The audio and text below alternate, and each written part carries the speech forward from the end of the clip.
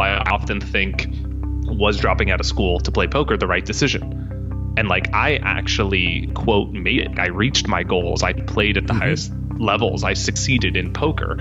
But I still question that decision because I wonder, like, what was my EV if I had stayed in school and got a degree? What was my EV if I tried to start a company instead and worked on a big, potentially impactful project? And so I actually think about those sorts of things, and I think, okay, let me try to assign a probability to my success in that endeavor as best as I could at the time. Again, knowing the information you have, right? Like after the hand, when you can see your opponent's cards, it's easy to say, I should have folded, I should have called. But at the time when I was 18, I only had the skills and the information that I had. So I had to make that decision at that time with that information. And it's important to, when you're, reflecting on things in the past, to analyze it under that construct. That's high stakes poker pro Alec Torelli, and this is episode 127 of the All Things Risk podcast.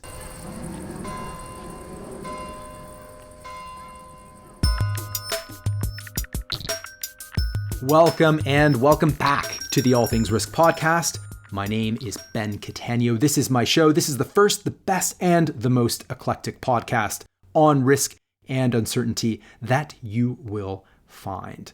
It's been a few weeks. It's great to be back. And today we go back to some lessons from a game that mimics life. And that is the game of poker. If you recall, we had former World Series of Poker champion Annie Duke on the show a while back. That's episode 90. Do check that out. And today I have the honor and pleasure of welcoming Alec Torelli to the show.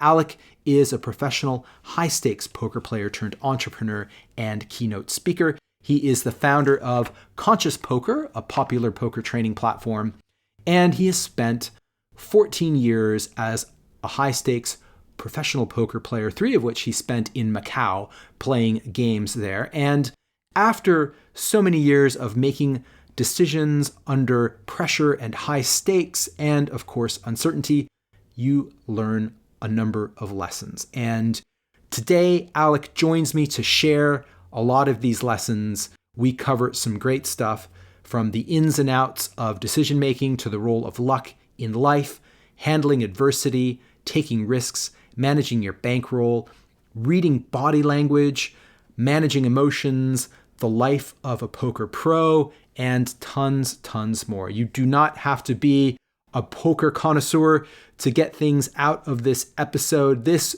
is wonderful, some great stuff here. So without any further delay, let's get into it. Here's Alec Torelli. Enjoy.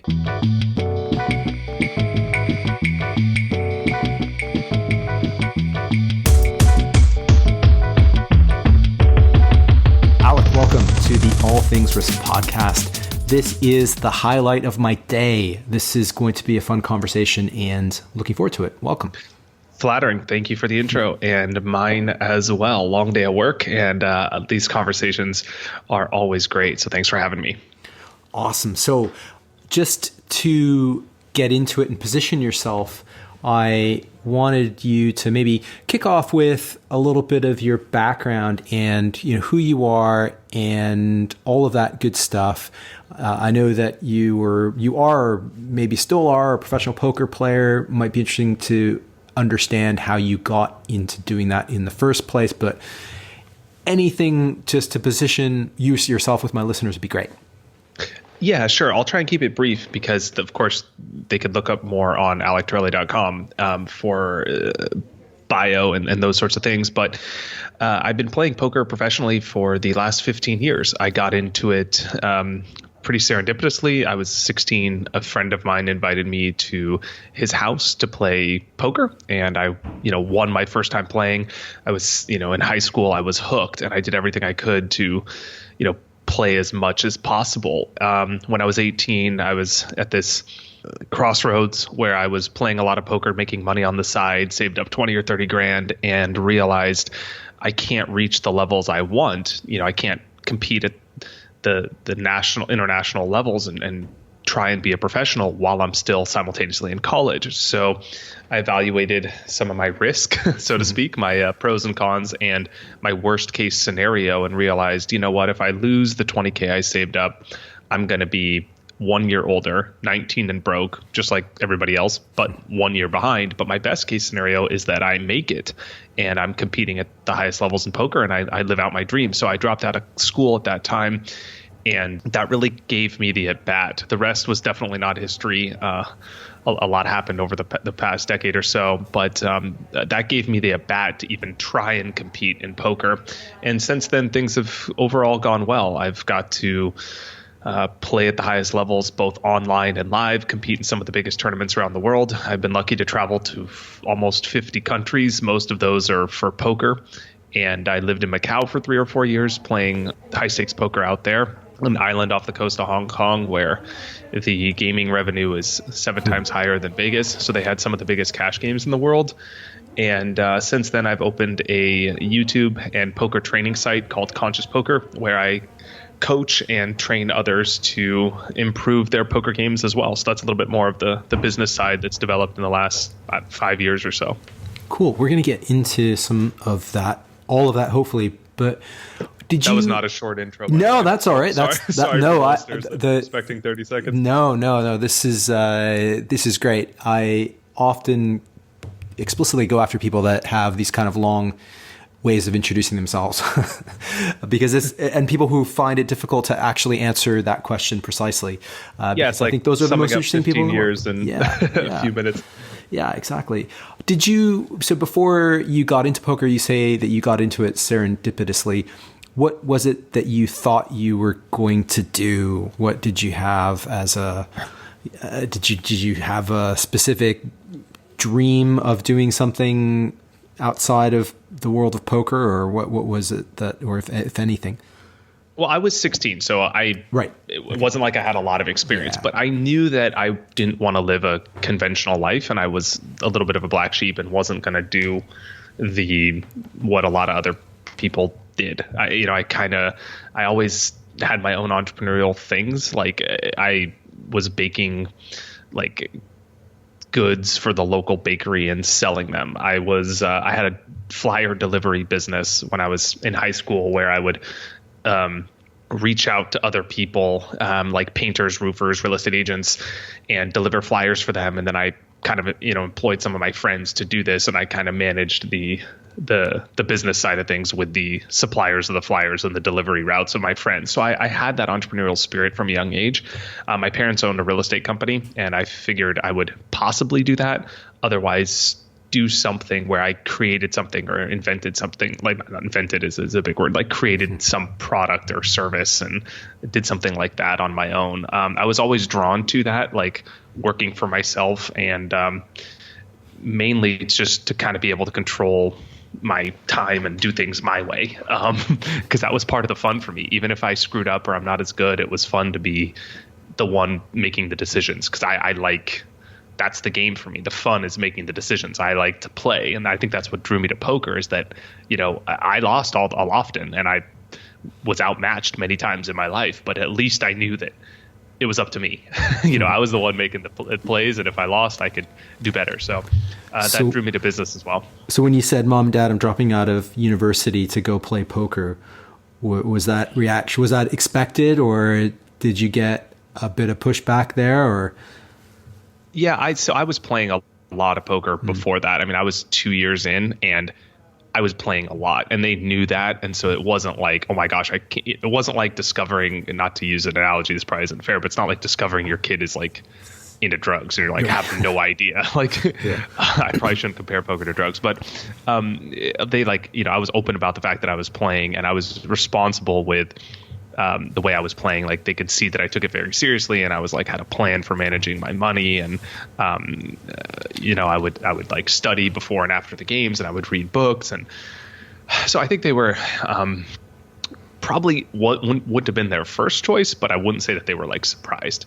That said, they were very supportive when I told them that. I also dropped out with a plan. Like I mentioned, I kind of evaluated my pros and cons, my worst case scenario, and I gave myself a arbitrary deadline of a year. Like, if by the time I dropped out in October, and, school enrolls in, like, let's say August. So I was saying, okay, if by the time, school comes around again next year, I'm not at this point, I'm not doing these things, I haven't achieved this level, I'm not progressing, if I, go broke or things don't work out, I will go back to school.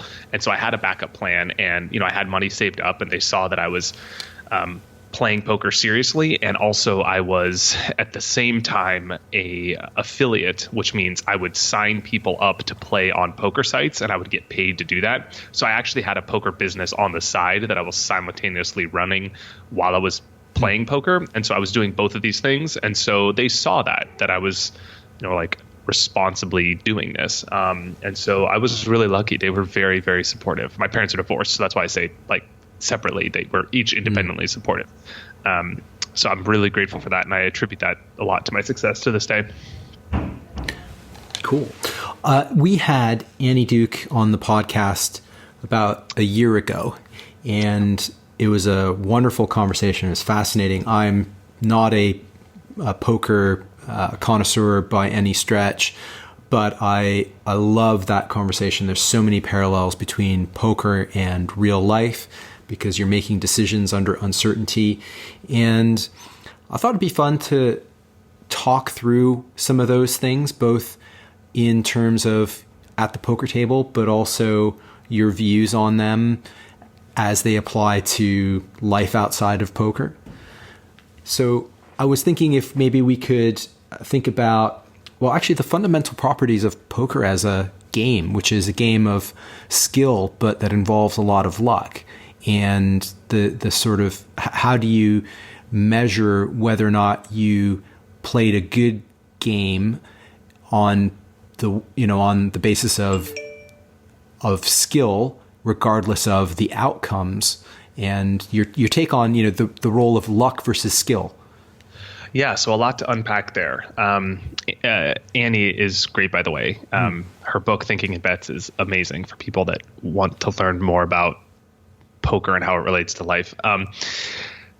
So the luck element is one that is present in the short term, but if you play a long enough sample, meaning you play enough hands, you will win or lose what you're supposed to. Like, things will even out and your results will regress to their expectations. So for example, if you flip a coin once, it might be heads. Twice, it might be heads twice. 5 times, it might be heads all 5. But if you flip it 5,000 times, it's going to be heads and tails pretty darn close to 2,500, right? You're going to be at like 49% at the most. And so there's this idea that if you can manage your money in a way that allows you to reach the long term, meaning you're not risking too much of your bankroll, as we call it in poker, not too many units in any one hand or any one game, you allow yourself enough, let's say bullets in the gun, so to speak, to reach the long term. And so that's an extremely important part of poker, where you can be the best player in the world, but if you don't manage your money and your risk correctly, you will go broke. So that's like the first sort of prerequisite to playing poker. Is it's not just about your ability as a player, it's about your ability to manage yourself and your finances. And unfortunately, I and pretty much every poker player, I'll say, learns that the hard way. So almost all poker players go broke is something you might hear. And it's just because it's one of those things in life that people can tell you, but until you sort of experience it, you don't really know it. They say, don't drink too much. But when you have a hangover, you realize, okay, I'm probably not going to do that again. That feels terrible. But everyone goes through it. And it's sort of the same thing in poker. So that's one part of it. And the other part of it is being able to separate, you mentioned the luck, it's being able to separate the results from the merit of the decisions you make. So in life, most of the time, we're taught that the quality of our decisions is directly correlated with the outcome. You answer correctly on a test, you get a good score. You move your pieces well on a chessboard, you win the game. But that's not necessarily true in poker, because there is luck involved. And you can make the right decision and still lose the hand, because there could be an unfavorable outcome, because you can't control the cards that are dealt. You can only control how you play the hand. And so you have to be able to separate your actions from the outcome. And that's an important thing, because a lot of times you'll hear people say something like, oh, well, I won the hand, so I played it correctly. But that's not necessarily the case. And being able to distinguish the facts from the noise is an important skill that's helped me make decisions in life as well. And so that's something that poker really teaches you that I find very important. Right. You could make the right decision, but it doesn't go your way, or vice versa. And I suppose that requires a huge amount of self-awareness, because if you're not self-aware, you can mentally trick yourself, I imagine, quite easily into thinking, I'm shit hot because I won the last few hands, or I suck because the results didn't go my way. And that self-talk, and then you can then it affects your subsequent decisions. So how do you manage that as a player? Well, that's a great question. One thing I always tell myself and my clients is, like, when they bring me hands that they want to analyze, I ask them, how would you feel about this hand if the results were different? So, for example, they send me a hand and they're like, well, I lost this hand. I must have made a mistake. And I said, well, would you have questioned your play if you won the hand? Or sometimes they send me a hand and they win the hand and they say, I played it right. And I said, would you have questioned your play if you lost the hand? And I think framing it in terms of looking at the alternative result helps you to separate the merit of the play from the outcome. By switching the outcome hypothetically, it forces you to analyze things without bias. And so one of the things I try and do is always be very critical. So I always try and focus on the process of making the decisions and not really worry about the outcome. So I think the tendency is in poker and in life, when you lose or have a negative outcome, you reflect heavily on your decisions. So you play poker, you have a terrible session, you lose a lot, you say, okay, what did I do wrong? I lost. But professionals go through that same arduous process, whether they win or lose. So sometimes during my biggest winning sessions, I actually go through my game and find some of my biggest mistakes.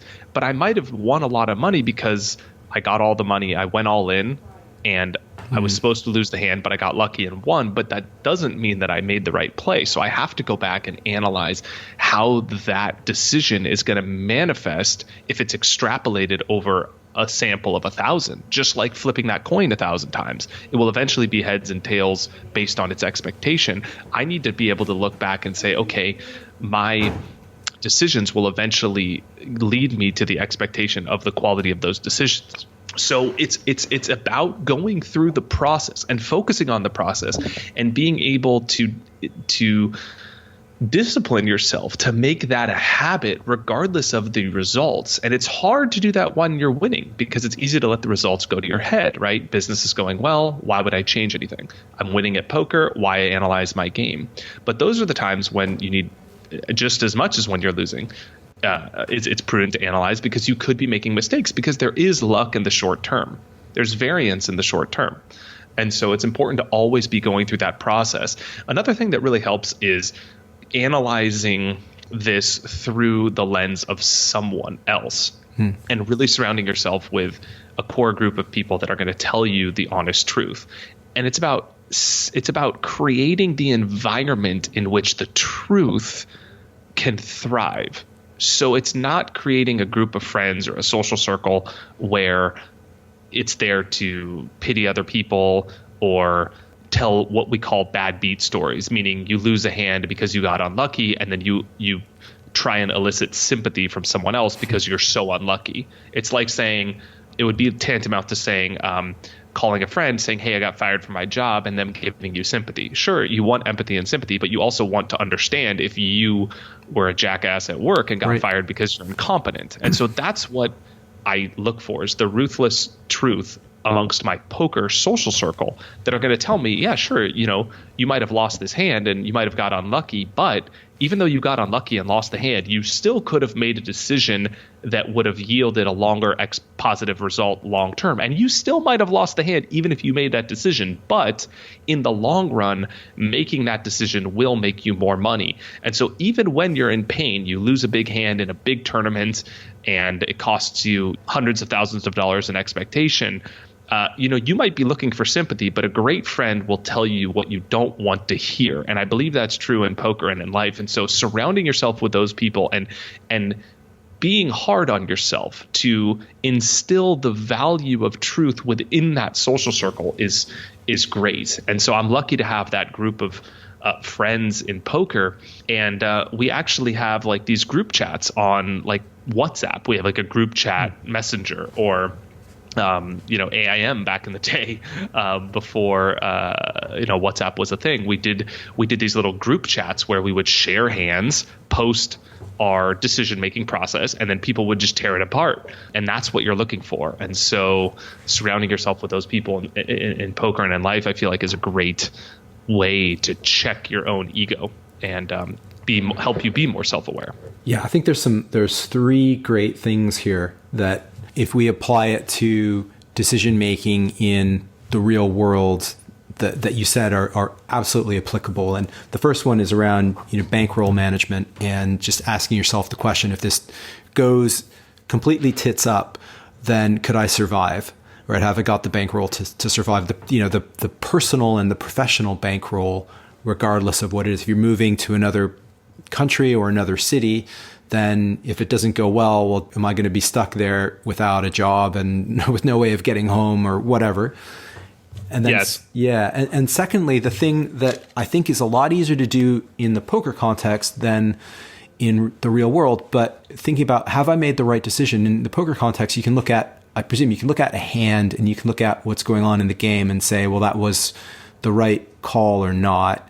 Whereas I think it's difficult for a lot of people. You make a decision, it doesn't work out, just going back and say, well, if you're applying 20/20 hindsight, but if you think about what did I know at the time, what did I assume at the time, and did I have a way of finding out more information that I could have exploited? And if so, that's a learning. But if not, maybe I just made the right decision. It didn't go my way. Yeah, so bring me back to the bankroll thing if you want to unpack Sure. that. Yeah, we have two independent things here, but now my mind's on this thing. So yeah, in poker, you're always making decisions with incomplete information, right? You have to decide whether or not to bet, but you cannot see your opponent's cards.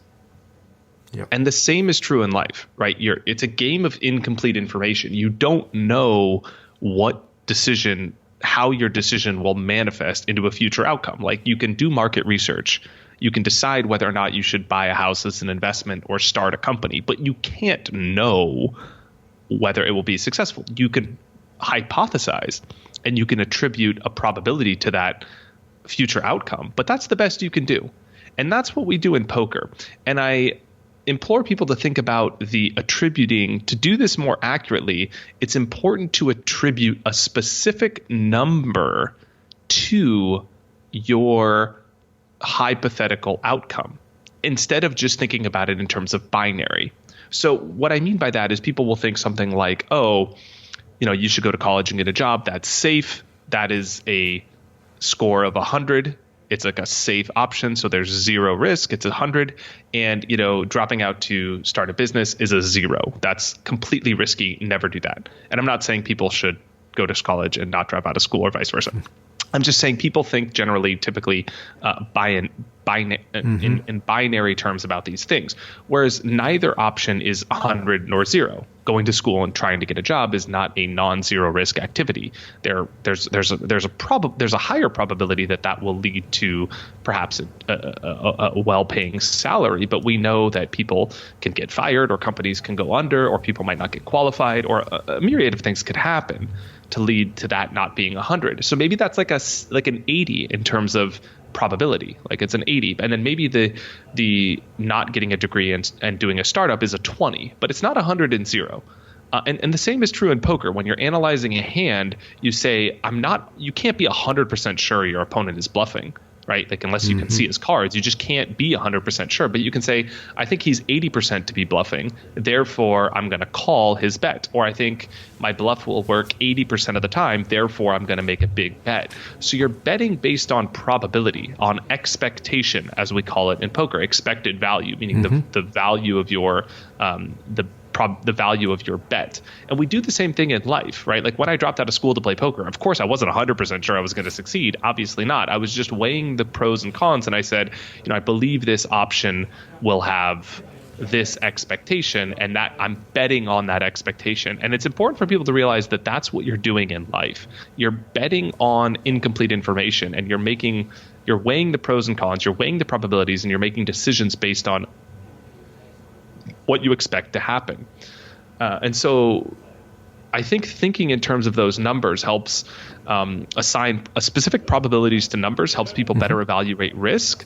Because if you say something is 80% to happen, then you can say, okay, well, if I'm 80% sure, let me also plan for the 20% and allocate an amount of risk that I'm comfortable with, assuming that I'm going to still lose that situation or it's going to go wrong 1 out of 5 times.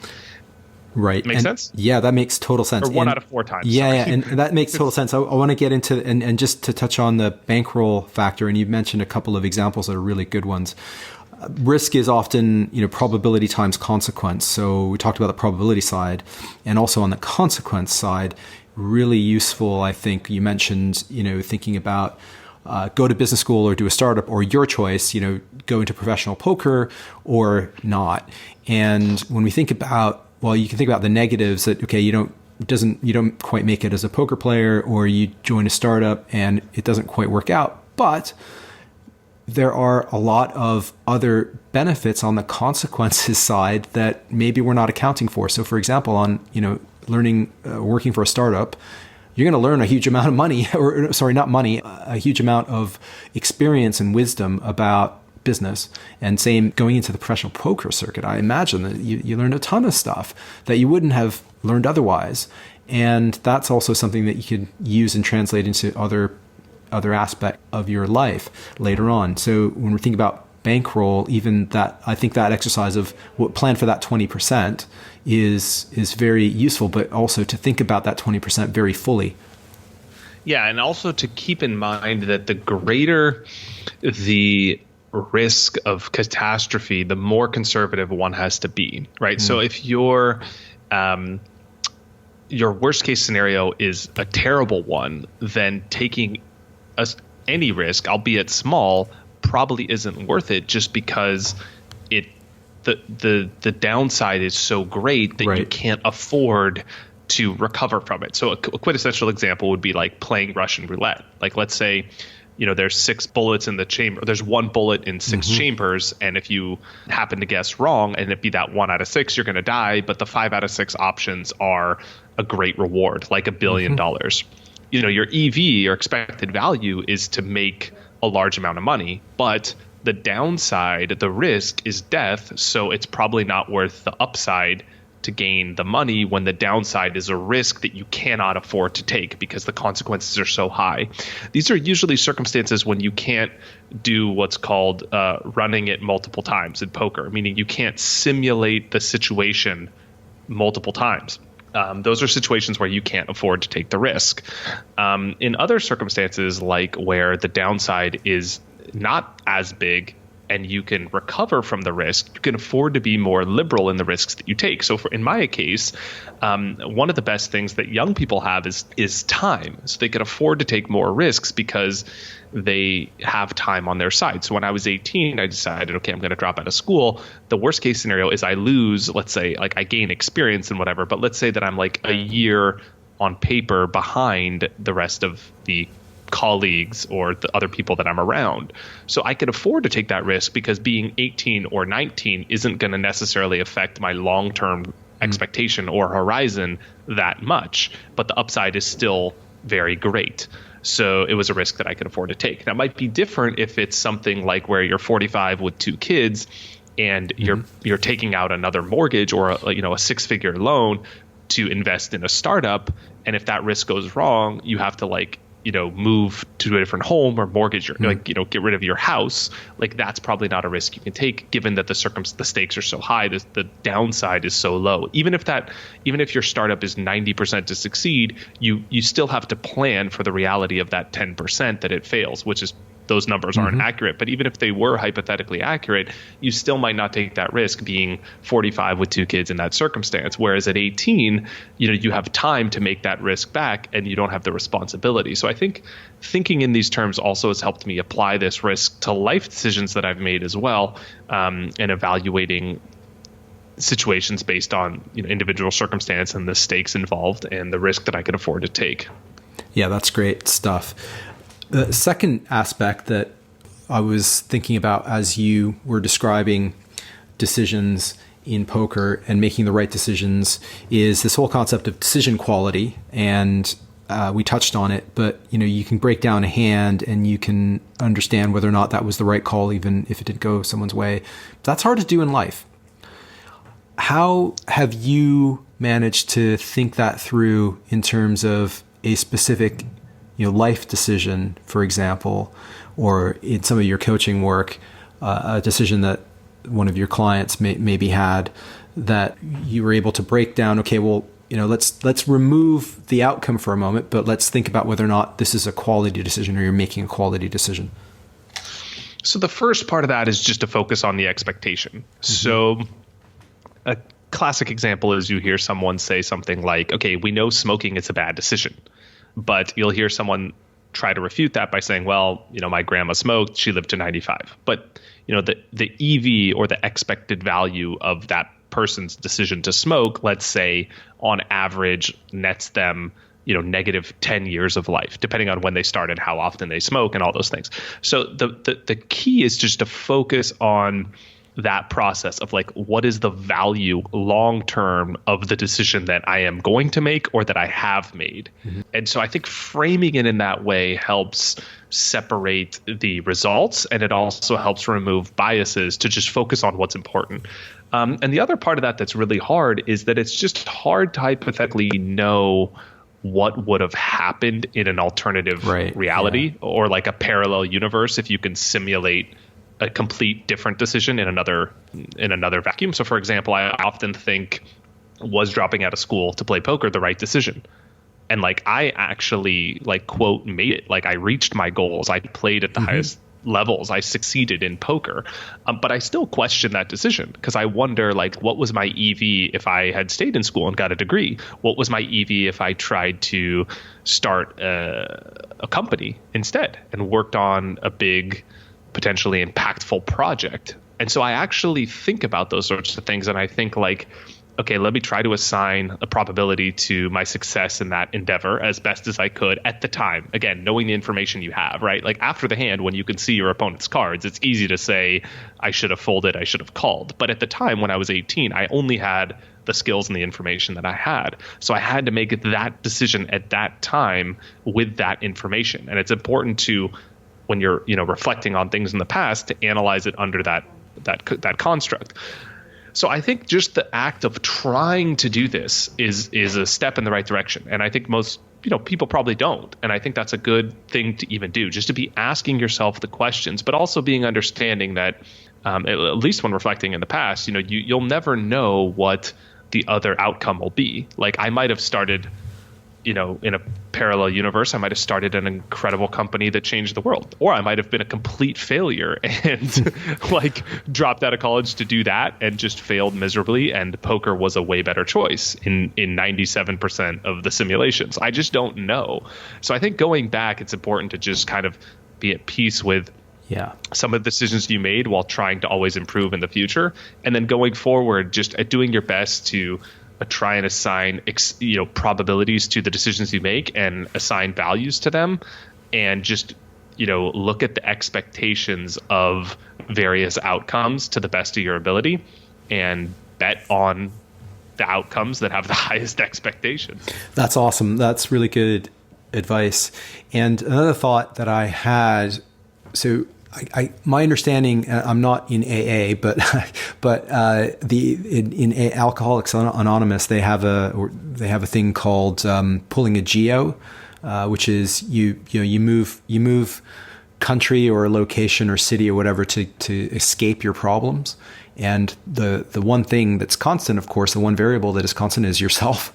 So I think that's a useful thing to think about in terms of going back and thinking about a past decision, would I be happier if I had done this or if I joined that startup? The one constant is you. So if there's a level of self-awareness, it's easier to say with other people, but you can say, well, whatever that guy did or does, he'll be massively successful.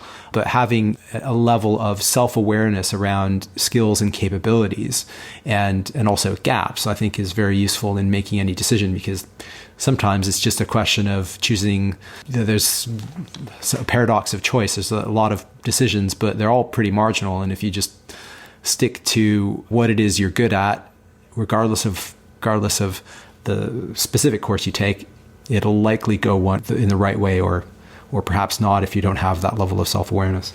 Yeah, and I think something that's really important is just being, like the analogy I've always reflected on in poker is that you can't control the hand you're dealt, only how you play the cards. And in life, you're sort of dealt, or you've unconsciously sort of cultivated a skill set. By the time it's time to make a decision about what you want to pursue, you've already to some extent cultivated a skill set. You're either a extrovert or an introvert. You're either a leader or not. You're either a salesperson or you're not. Like, these are skills that can be learned, but to some extent, your innate ability is something that you need to be aware of. And so I think it's really important. And I've tried.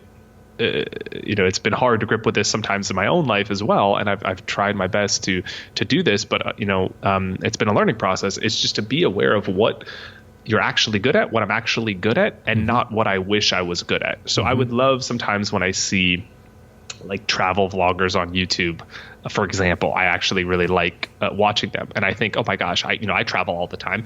I've been to 40, 50 countries. Like, it would be amazing for me to make this amazing content and produce it. But like, when I realized, like, I don't have, like, I could learn, but I'm just not, I don't have the eye, and I don't have the patience or the meticulousness to make incredible content like that. And so, like, I have to be aware, like, of what I naturally will commit to and do and follow through with, so that I can succeed at those things. Whereas other things come very naturally for me in my business. Like, there's certain things that I do that come very naturally, that I'm very good at, that I can just sort of fall back on. It's like, it's kind of that process of what you find yourself doing by default.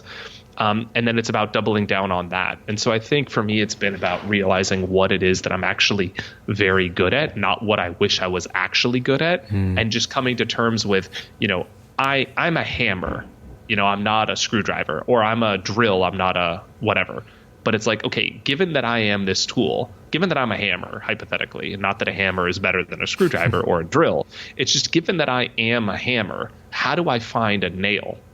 And I think it's about aligning the skill that you have with the way that you are going to succeed that allows you to win the game. It's not about, all the tools can win when they're aligned correctly with their usages. But that's the challenge for people, is to be aware of what tool they are and what use their tool has, and to find the thing that allows their tool to thrive and put themselves in that circumstance, whether it's in their job, being at the right position in their job, or in their business by working on the thing or working in the direction that is going to give them the best chance for success. And so as I've transitioned over to business and working on things outside of poker, I think that awareness has helped me, even though there's definitely bumps on the road. I'm not perfect at this. I struggle like everybody, but that's at least the process that I'm trying to go through. It's just being comfortable with my strengths, doubling down on those, accepting the hand I'm dealt, and then trying to play to my strengths instead of, become somebody that I'm clearly not. Yeah, very true. Knowing your strengths and weaknesses, and knowing one's strengths and weaknesses, is so incredibly important. And that's why we all need to play with a few things or a variety of activities to get a better understanding, and continue to do that as we grow, or as we move forward in the world. So really good stuff. And then the third thing that I took away was what you were talking about in terms of people, and I love this idea of having this sort of value of truth in your circle, which is great. And is there anything that you do specifically to cultivate that, bring people in who do that, or possibly to sometimes maybe remove people in your life that don't do that? Or yeah, so it's about the pretense first and foremost. If you know what you're looking for and you really are actually looking for growth rather than sympathy, then I think it's easier to filter out the people that are not on your wavelength. And so I think it's about being aware of what it is you're actually looking for, and then challenging yourself to be uncomfortable. And, you should be looking to get feedback that you don't want to immediately hear. Like, if you like everything that people are saying to you, it's not typically a room for growth, right? If everyone's saying, oh, every decision you made is great, you're a perfect person, you have no flaws and weaknesses, you're the perfect husband. Like, if you're in that relationship in any context, there's no room for growth. Right. And so you have to be uncomfortable. And I think it's reframing the way that, at least for me, that I thought about temporarily painful emotions, like hearing that you made a mistake when it comes to poker or strategy or decisions, or hearing that you acted in a way that was selfish in a relationship or a marriage, or hearing that you could have done something different to make someone feel better in a certain situation, or whatever it is. Like, reshaping the way that you interpret things that are painful to hear as opportunities for growth, not necessarily failures or inadequacies of the self. And I think that's just the ego that puts up that barrier where, we don't want to hear anything that's painful. And so, as Freud says, we run towards pleasure and run from pain. And it's painful to hear that you're not necessarily a bad person or a terrible person, but you acted in a way in that moment that was not ideal, right? You did something that wasn't flattering. You made a mistake. Like, that's just the same in decision making. Like, even perfect, like, the best athletes are not perfect, right? Roger Federer hits balls into the net. Michael Jordan misses shots. And just accepting that that's part of the decision making process in life and poker, and also part of the human process in business, in relationships, in friendships, in marriages, and then looking for ways to always be improving. So the framework is trying to get a little bit better each and every day. And I think when you approach it that way, you create this space between your ego and what you're trying to accomplish, so that feedback that is constructive, it's not negative, it's not insulting, it's constructive, right? The constructive feedback becomes a place of curiosity, it becomes a place of openness, it becomes a place of growth and opportunity. And then looking at it that way kind of allows you to ingest it without the guard of the ego. And I feel like that's a place where we can make improvement. So approaching it that way is the key. And then once you have that approach, it's rather easy to if you're the leader of the group or you're part of the group, to easily frame the conversation of this little social circle or this little mastermind or whatever you want to call it, group of people that you're going to create that are going to help each other grow, not sympathize with each other's excuses. It's easier to filter that out. Or it's easy if you get invited to one of these groups, right? You get invited to a social circle or a party or whatever, to filter out whether you're involved in something that is seeking the truth at the expense of someone's ego, or you're in a sympathy party. And so it's just about, challenging yourself to be involved in the situations that there is an opportunity for growth. And there's always pain that comes with that, right? Like, you want to get in shape, you got to go to the gym, it's painful. You got to diet, it's painful. You got to you got to get up early to work and hustle, it's painful, right? Like, that's just the trade-off for achievement and growth. And that's just part of accepting that with the process and enjoying that as much as possible, I think is part of it. So that's kind of been my process, and that's worked well. Absolutely love it. That is great. I wanted to talk about something that actually I watched one of your videos and I found it very interesting. And it's probably something that, again, one of these things that comes up at the poker table, but also in life. And that's the distinction between gut feel and instinct versus logic.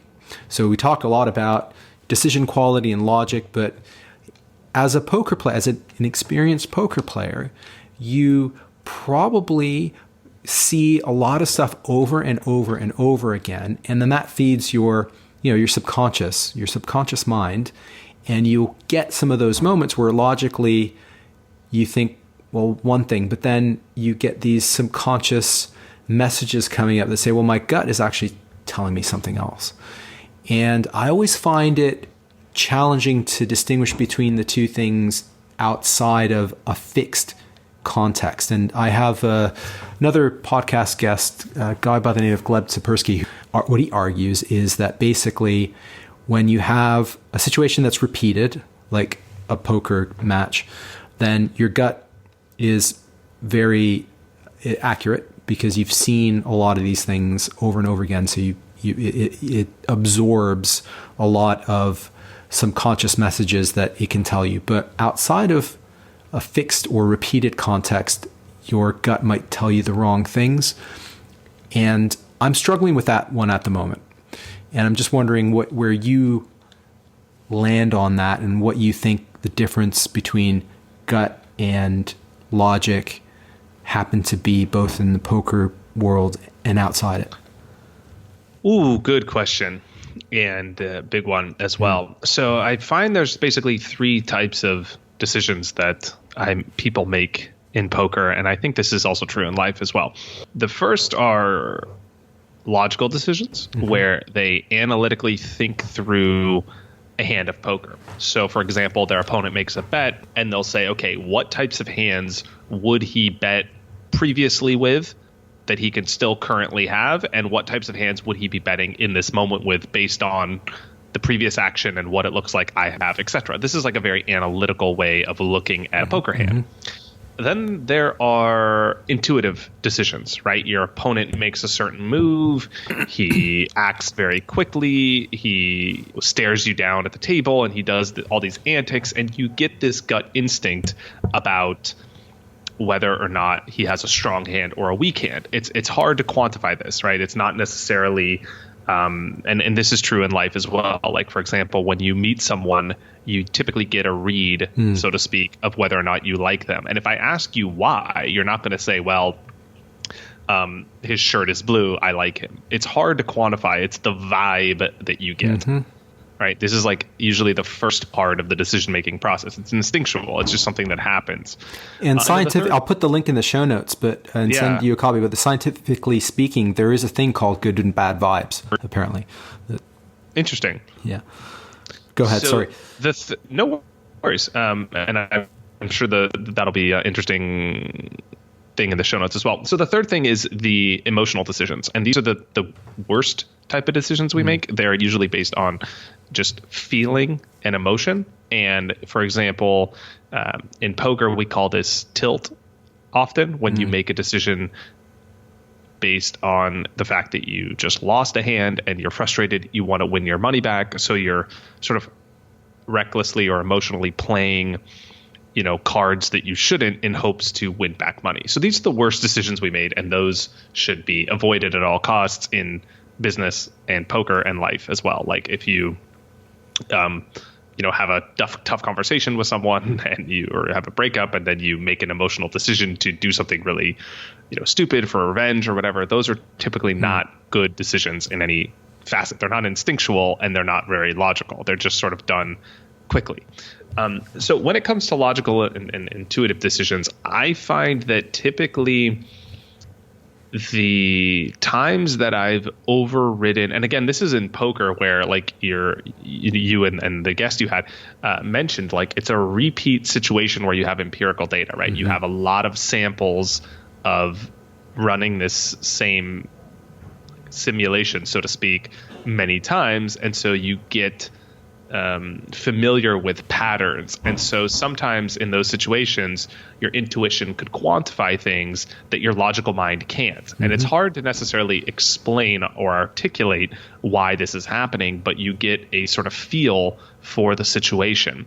So I find that when I get that feeling, and it doesn't happen often, even if I'm trying to listen for it, it doesn't always arise. Just like when you meet someone, you're not always immediately attracted to them either just personally or sexually, or you're not always repulsed by them or have disdain or feel like you can't trust them. But it does happen occasionally. And when it does, I feel like it's usually something to listen to on and off the felt. So when I get that read in poker that my opponent has a really strong hand, I find that I'm typically right. And I think that the situations in which I override my intuition with logic, I've paid the price. So a lot of times I feel intuitively like I should fold my hand here. But then what I'll do is I'll think about the situation more, and analytically I will attempt to justify why I need to call. I'll talk about, my hand is too strong, or the pot size is too big, or I'm committed to this hand, or all these things. And I'll start to have these thoughts in my head that override my intuition. And those are the situations where I pay the price. And I find this is true in the real world as well. Like if I have a vibe or a feeling that I shouldn't work with someone because I can't trust them, or the business deal isn't right, or the circumstances aren't right, or I'm too busy to take on this project, but then I talk myself into it logically and I take it on anyway because there's so much opportunity, I can't pass this up, I want to do it, or this person on paper looks like this, I do it, and then I realize this wasn't right. I knew this wasn't right to begin with. I couldn't put my finger on why. I should have just listened to myself, right? So that's sort of been my relationship with intuition and logic. But at the same time, I think there are a lot of circumstances in the circumstances in life where you get those strong and sort of intuitive reads, so to speak, are few and far between. Exactly. They don't come up often, right? It's not like every hand of poker I play, I'm sitting there, trying to connect with the consciousness of the universe to give me some spiritual enlightenment. It doesn't work like that. And even if I tried, I don't have those realizations or senses that often. They come up maybe 10% of the time. So the other 90%, I have to rely on logic. I have to use analytical thought and reason to make decisions. And the same is true in life, right? There's situations where in life I'm pretty sure about something, and even though logically, I could think about it and analyze the pros and cons, at some point you just know internally what is right. For example, dropping out of school. I knew it was right, even though logically I could have maybe argued that it wasn't right because it was risky, or getting married. How do you make that decision logically? You write down the pros and cons and make sure that your wife checks a certain amount of boxes. A romantic approach, isn't it? You just know those things. Yeah. It's right or it's not. But a lot of other decisions in life, I'm making logically. For example, what even the micro decisions, what I'm going to do tomorrow. I'm not making those decisions emotionally. I might not feel like getting up, working out, eating healthy, and meditating or going to work to do work on this project, but I know that logically that's the right thing to do. And I also don't feel intuitively what should I do tomorrow? I'm going to go in the groove of what I feel like doing in the moment. I logically plan that out. And so that's often how I'm operating when I don't have those strong bolts of intuition. So I hope that makes sense. That makes a lot of sense. And I guess that's where I've landed on this as well, in that you use logic and critical thinking predominantly, but if you're getting a strong intuitive message to do the reverse, analyze, sit down and think about why. And so listen to your gut, but maybe not necessarily go with your gut. And those, as you say, you said something really great, which was those are few and far between. Because if you walk around all day using your gut all the time, you're going to be a mess. So... Yeah, and you're also going to get confused as to whether you're listening to your gut or you're listening to emotion. Yeah. So it's easy to misinterpret your instinct for emotion. So, for example, right now, are you tired and need a break, or are you just lazy and don't want to work? But if you logically write out what you should do that day, knowing yourself, knowing how often you generally need breaks, and knowing how to create a balanced day logically, you can say, okay, no, from this time to this time, I'm going to work on this project. And if I don't feel like it in the moment, I'm going to do it because I know that's the right decision. So I think that's important. That's great. Yeah, that's really good stuff. Can we just touch on emotion a little bit there? Because you mentioned tilt, the concept of tilt and emotion at the poker table. And I imagine emotional decision making at the poker table is really an awful thing. How do you manage that? And how do you notice when you're getting a little bit of a rise of whether that's anxiety or fear or a bit of greed or a bit of whatever? How do you notice that? And can you and have you applied that outside the poker environment? Yeah, definitely. I mean, practice over time has really helped. It's something that I don't think anybody is really born or armed with these traits. Like, it's something that you definitely have to train. So typically when you lose large sums of money, especially if you make a mistake or you get unlucky and you feel like insofar as you sort of deserve to win that money because you played the hand well and you were a favorite mathematically to win, it's easy to get frustrated or emotional. But through training, I've been able to bring myself back to the present moment and focus on the next decision that I can make. And so I think intuitively people know this, like you can't change the past. You can only focus on the next decision you make. But the gap between knowing that intuitively or consciously and then implementing that is something that is quite unforgiving in poker. Like, you can't wait longer than 10 seconds, 30 seconds to come to that conclusion and then go to implementation, because the next hand is going to be dealt. And if you're still, if you're still laying in the emotional state of the previous hand, you're going to make poor decisions in the next one. So I think it's something that we all eventually do. Like, eventually you might lament over you might lament over a decision you made, and eventually you'll come to the conclusion that, okay, now I got to focus on, playing the next hand the best way possible. But poker has really taught me to do that immediately. And so to basically immediately be able to let go of the past, however painful it is, even at the highest stakes and the, losing a hand for hundreds of thousands of dollars, coming back to playing the next hand the best way possible immediately. And so I go through this process, what I call a power routine that I've developed and I teach with the clients, where like every hand that I play, I have like this mental sort of routine I go through. And it's kind of like what you'll see maybe like a tennis player do on the court in between one point of tennis and another. Like, let's say they hit a ball in the net, they make a huge mistake on a match point. They still have to come back in 20, 30 seconds and serve the next point and play the point the best way possible. So you can see that they have this like little routine they go through in between points. They might call for the towel, they might dribble the ball, they get ready, and then they serve. And this sort of like flow, repeated state meditation kind of gets them in that state of mind to do that. So I've created that at the poker table. That's really helped me. But the goal of it is basically to release whatever happened in the past, and then tell myself something positive to reinforce this idea that, what my goal is, what my intention is, how I want to think, how I want to perform, how I want to feel. And then I say, my goal is to play the next hand the best way possible. And now I bring my focus back to making the best decision possible in this moment, which is all I can control. And then meditation has helped me kind of just be more aware of what I'm feeling in the moment, and then notice the feelings as, energy, like, and then just observe those feelings and not necessarily be attached to the thought, but just be observing the thought from afar. So you're kind of like standing at the beach looking at the waves as opposed to just drowning in the friggin' ocean. And so that's helped a lot as well. So is it a breathing technique that you've used, for example, or anything specific, or is it just this whole concept of being self-aware and trying to get yourself back into the present? So I guess meditation as a practice has just helped overall, but I think in the moment it's about specifically going through this like mental process where I'm acknowledging the hand that just happened. I'm saying I'm correcting the mistake that I might have just made. So like immediately when I'll go through the hand, I'll say, okay, the next time I play this hand, I'll do this thing in this moment. So right. Like, let's say you're playing, a tennis game and you hit the ball in the net. You say, okay, next time I'm going to, instead of hitting the ball across the court, I'm going to hit the ball down the line because that would have been a better shot. So like, I'm kind of releasing the charge of the hand before by correcting my mistake in real time.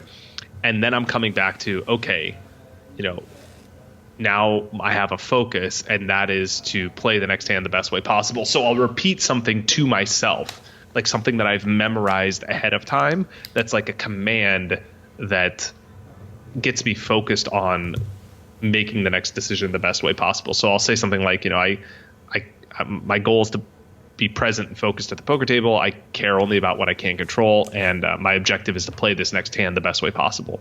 And so that reshifts my focus back to what I can control and making good decisions.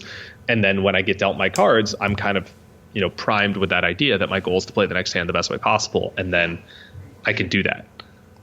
So that's a little bit of my process of what I go through specifically at the table.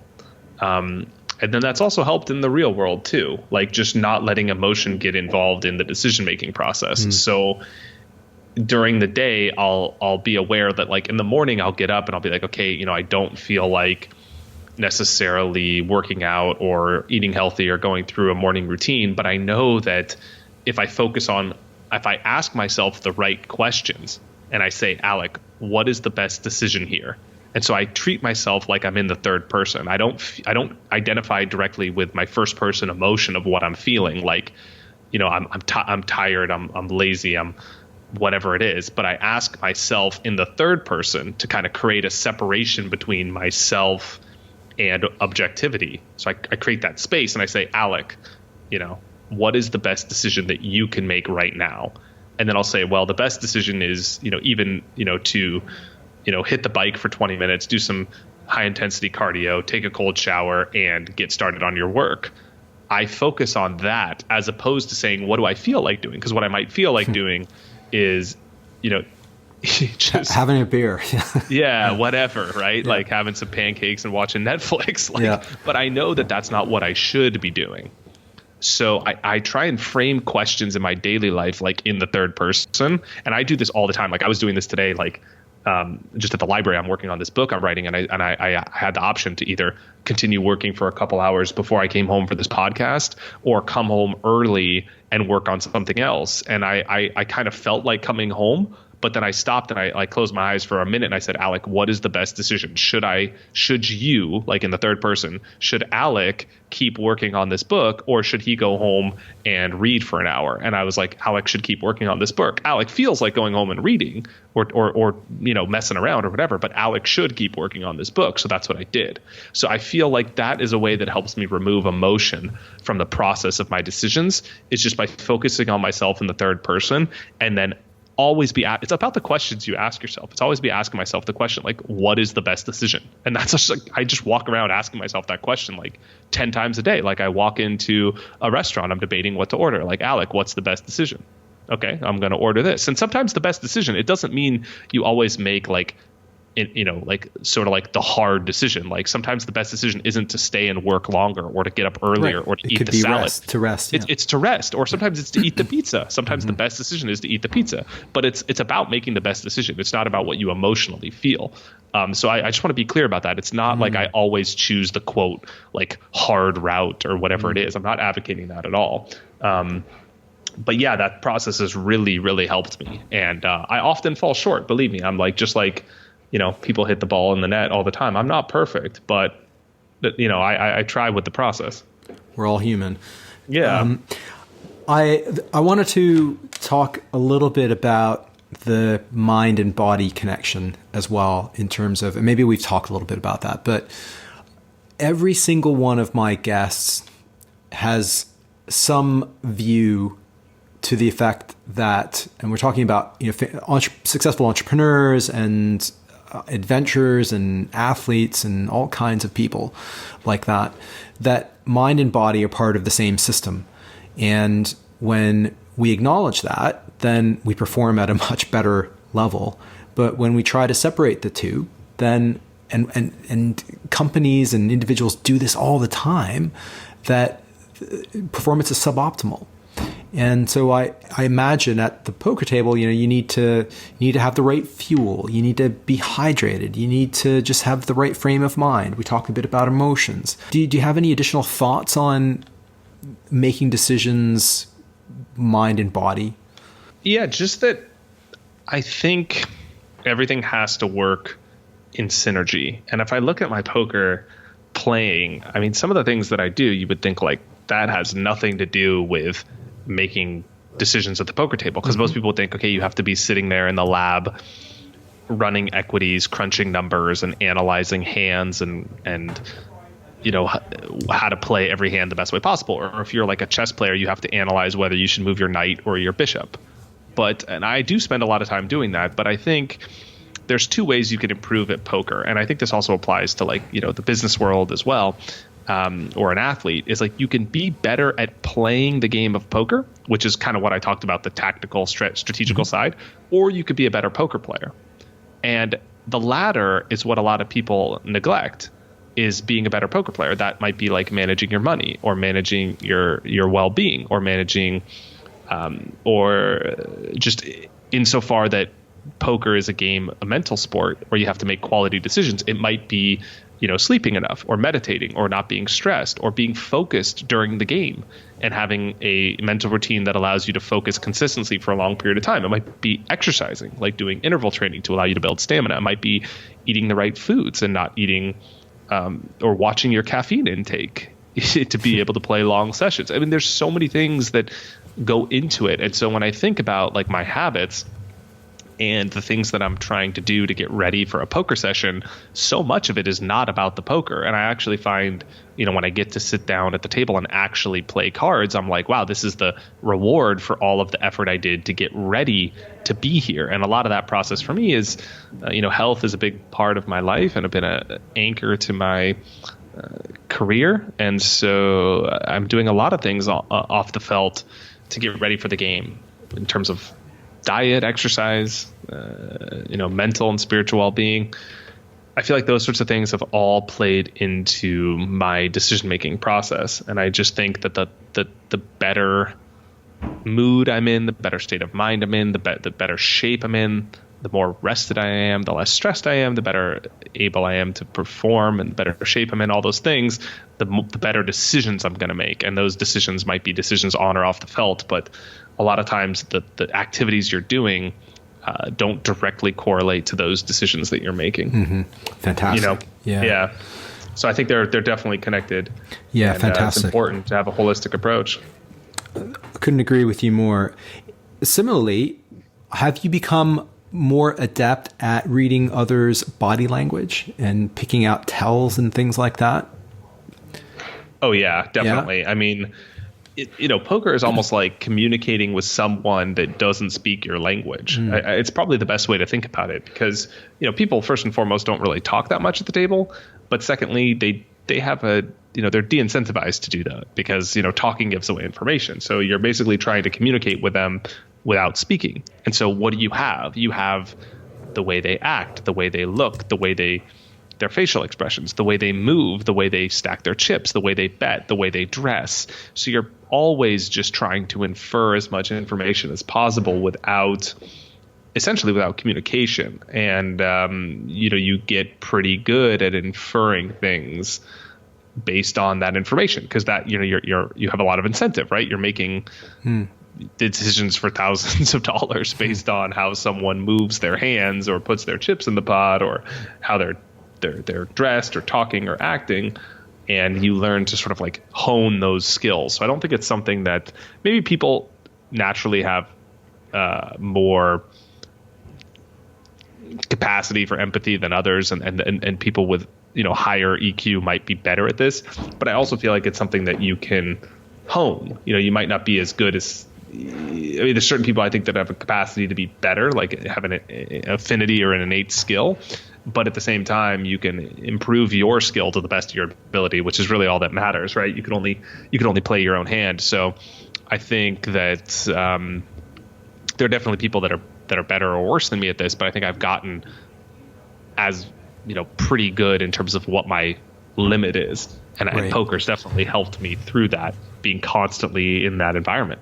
Right. I've read some stuff on reading body language, but I can't profess to being any type of expert. And my understanding is that in order to really be accurate, you really need to have the full picture of the person's body language in a relaxed state, and then to be able to pick out deviations from that in order to suggest that they might be bluffing or lying to you or anything like that. But have you been able to pick out one or two things that, if he scratches his right forehead, then that means this, or anything that you've been able to transfer to the world outside of the poker table?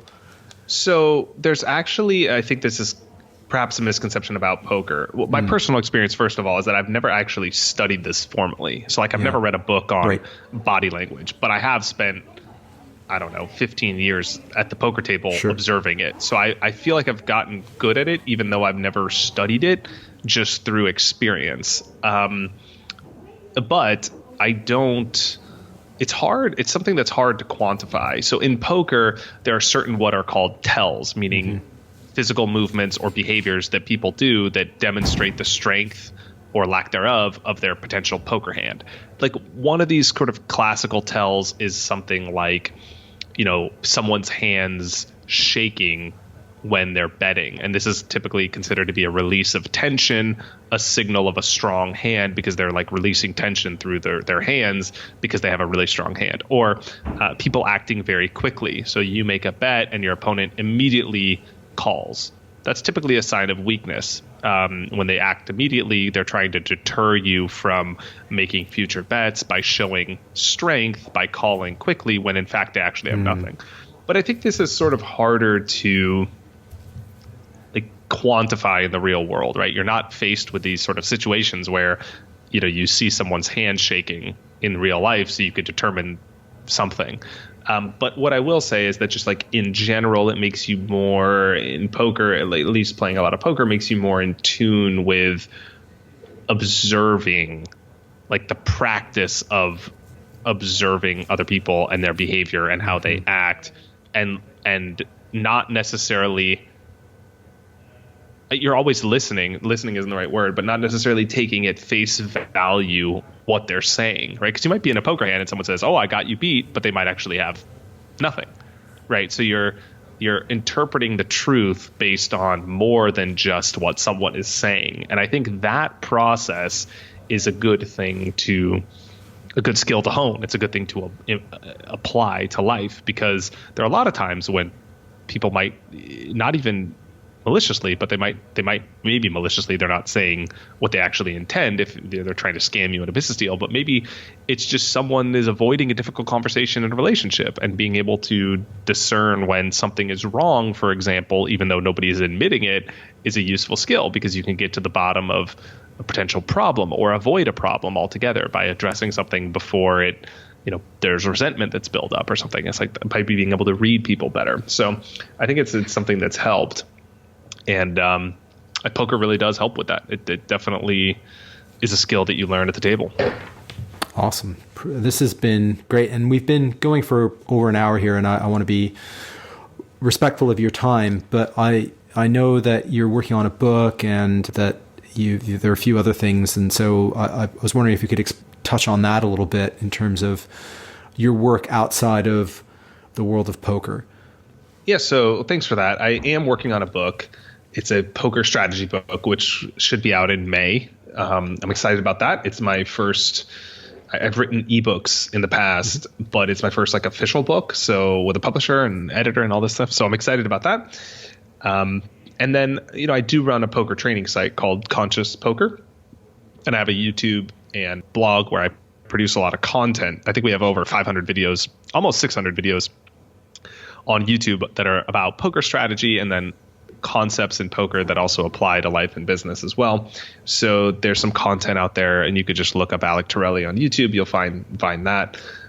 So that's a little bit what I've worked on in the content creation side of things. And then as well as sharing things like this through podcasts and also keynotes. So I've been looking to travel and speak more about these sorts of things, and some of the core lessons I've learned on risk and decision making and those sorts of things that I think also apply to life. So extrapolating those lessons and sharing them. So coaching a bit. I have some clients that I work with on an ongoing basis, both in person and virtually, for people that are looking for that next level in poker. And then at Conscious Poker, we have products and services like a membership program for people that are want group coaching or monthly coaching with me and strategy videos and stuff like that to help them improve their poker game. So I've been keeping busy outside of playing poker as well. I imagine the life of a poker player is a little rough at times.